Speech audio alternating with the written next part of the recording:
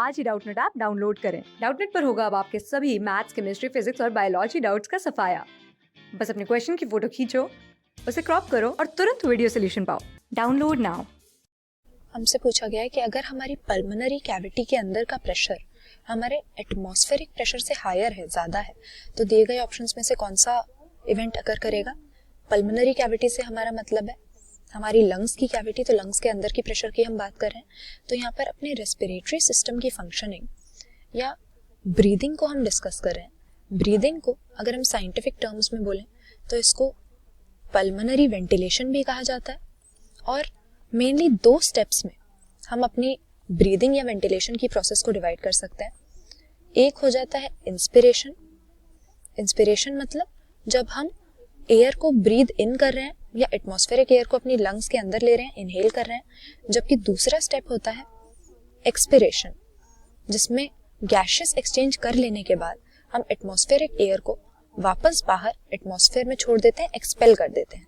अब ये breathing possible कैसे होती है कि हमारी लंग्स हमारे चेस्ट के रीजन में जो कैविटी है, यानी जो हमारा थोरेसिक चेम्बर है, वहां पर कुछ इस तरह से सिचुएटेड होती है कि ये एक एयर टाइट चेम्बर होता है और इसकी वॉल्यूम में अगर कोई चेंज आता है तो हमारी लंग्स की वॉल्यूम में भी कॉरेस्पॉन्डिंग चेंज आएगा। तो कुछ मसल्स प्रेजेंट होती है हमारी बॉडी में जिनकी रिदमिक कॉन्ट्रैक्शन और रिलैक्सेशन से, या हम कह सकते हैं इनकी कॉन्ट्रैक्टाइल एक्टिविटी से, हमारी थोरेसिक कैविटी की वॉल्यूम बदल जाती है। साथ ही साथ लंग्स की वॉल्यूम में भी कॉरेस्पॉन्डिंग चेंज आएगा और इससे लंग्स और एटमॉस्फेरिक एयर के बीच में एक प्रेशर ग्रेडियंट क्रिएट हो जाएगा, यानी लंग्स का प्रेशर अलग हो जाएगा, एटमॉस्फेयर का प्रेशर अलग है, और इससे एयर की मूवमेंट हमारी लंग्स के अंदर या लंग्स के बाहर की तरफ होगी। तो कैसे पॉसिबल हो रही है हमारी ब्रीदिंग या पल्मोनरी वेंटिलेशन?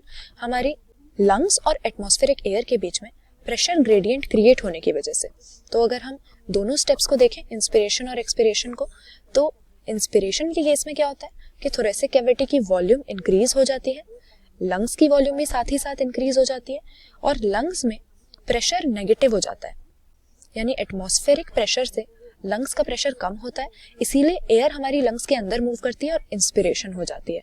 लेकिन जब एटमॉस्फेरिक प्रेशर से हमारी लंग्स के अंदर प्रेशर ज्यादा होगा, ये होगा जब थोरेसिक कैविटी की वॉल्यूम डिक्रीज हो जाए, साथ ही साथ लंग्स की वॉल्यूम में भी कोरिस्पॉन्डिंग डिक्रीज आए और प्रेशर इंक्रीज हो जाए, यानी लंग्स के अंदर का प्रेशर बढ़ गया और एटमॉस्फेरिक प्रेशर से ज्यादा हो गया।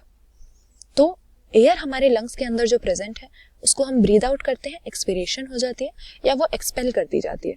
तो यहाँ पर यही हमसे पूछा था कि अगर एटमॉस्फेरिक प्रेशर से ज्यादा हमारी लंग्स का प्रेशर या इंट्रापल्मोनरी प्रेशर है तो क्या होगा। क्लियर सी बात है कि एटमॉस्फेरिक प्रेशर से अगर लंग्स में प्रेशर ज्यादा है तो एयर की मूवमेंट कहाँ होगी, लंग्स से बाहर की तरफ, एक्सपिरेशन की प्रोसेस इस केस में होगी। तो हम ऑप्शन बी सही कर सकते हैं, एयर को हमारी लंग्स से एक्सपेल कर दिया जाएगा बाहर की तरफ, एटमॉस्फेयर की तरफ, या एक्सपिरेशन यहाँ पर अकर होगी। तो ऑप्शन बी सही आंसर हमारा। क्लास 6 से 12 से लेके नीट, IIT, जेई मेंस और एडवांस के लेवल तक 10 मिलियन से ज्यादा स्टूडेंट्स का भरोसा। आज ही डाउनलोड करें डाउटनेट ऐप या व्हाट्सएप कीजिए अपने डाउट्स 8400 400 400 पर।